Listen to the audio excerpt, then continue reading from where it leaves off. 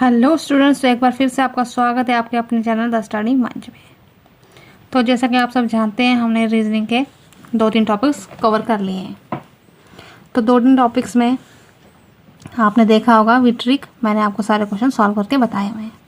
तो आज हमने लिया एक नया टॉपिक जो कि आपके VLW के पेपर में भी है और भी बहुत सारे जो आपके एग्ज़ाम आते हैं उसमें भी ये टॉपिक आता ही आता है। ऐसा कोई भी CSET का एग्ज़ाम नहीं होगा जिसमें ये क्वेश्चन नहीं होता है। स्टेटमेंट और कंक्लूजन वाला। स्टेटमेंट और कंक्लूजन के जो क्वेश्चन है इसको सॉल्व करना बहुत ही इजी है, मगर बहुत सारे बच्चे हैं जिनको ये नहीं आता है। इसीलिए आज इनको मैं बताती हूँ कि कैसे सॉल्व करना है एक इजी वे में।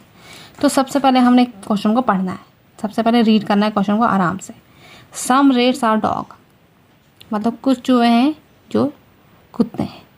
सम ट्रीज आर डॉग्स, तो सबसे पहले हम क्या करते हैं, सर्कल बना लेते हैं। सम रेट्स आर डॉग, रेट्स का एक सर्कल बना लेते हैं।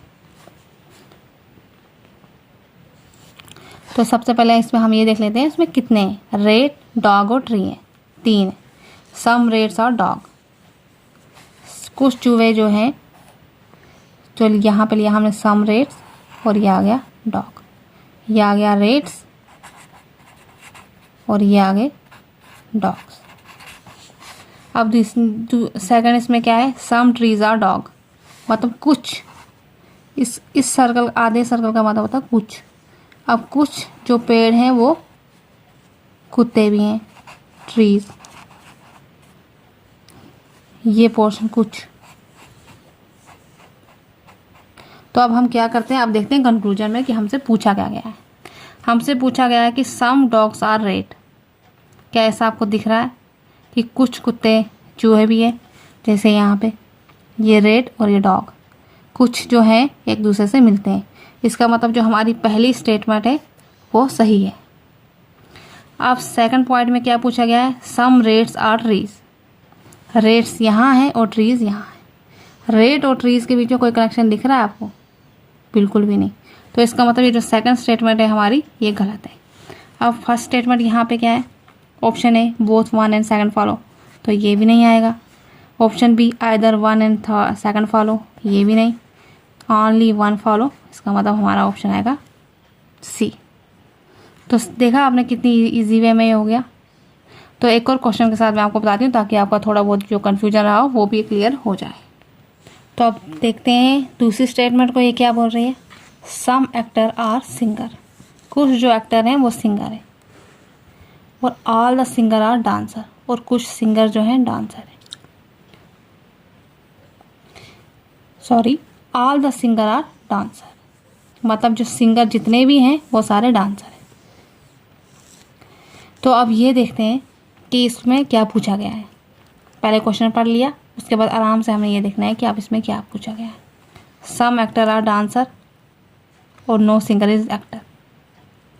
पहले हम स्टेटमेंट बनाते हैं। स्टेटमेंट में क्या पूछा गया है, सम एक्टर आर सिंगर। यहाँ पे सॉल्यूशन करते हैं। सबसे पहले आपने स्टेप बाय स्टेप एक को लेना है। सम एक्टर मतलब कुछ एक्टर्स, पहले एक्टर का सर्कल बना लेते हैं एक। कुछ एक्टर जो हैं वो सिंगर है, कुछ एक्टर हैं सिंगर है। ये आ गया एक्टर और ये आ गया singer. All the singer are dancer, मतलब जितने भी सिंगर हैं, ये जितने भी सिंगर हैं, जितने भी सिंगर हैं वो सभी क्या हैं, डांसर है। तो ये हमारा बन गई वेन डायग्राम। अब इसमें पूछा क्या गया हमसे, सम एक्टर आर डांसर, कि कुछ जो एक्टर हैं, जैसे यहाँ पे जो एक्टर हैं ये कुछ जो हैं डांसर है, मतलब डांसर का जो सर्कल यहाँ पे आ रहा है, इसका मतलब ये वाली स्टेटमेंट जो है ये सही है। ये वाली, ये पोर्शन आ रहा है ना एक्टर के अंदर, डांसर और एक्टर के बारे में पूछा है। दूसरे पेन से बताऊं तो ये वाला पोर्शन आ रहा है ना एक्टर के अंदर, तो ये portion. Know singer is actor, कोई भी सिंगर जो है एक्टर नहीं है। अब सिंगर का पोर्शन ये वाला है, तो ऐसा तो है नहीं ये वाला पोर्शन भी सिंगर का। इसको दूसरे कलर से बताऊं तो ये वाला पोर्शन भी सिंगर का एक्टर में आ रहा है, मगर उन्होंने कहा है कि कोई भी सिंगर एक्टर नहीं है।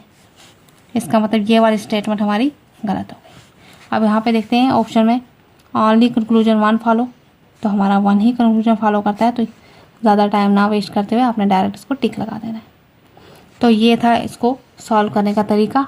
पहले आपने वन डायग्राम बनानी है ताकि आपको ईजिली पता चल जाए कौन सी कंक्लूजन क्या बोल रही है।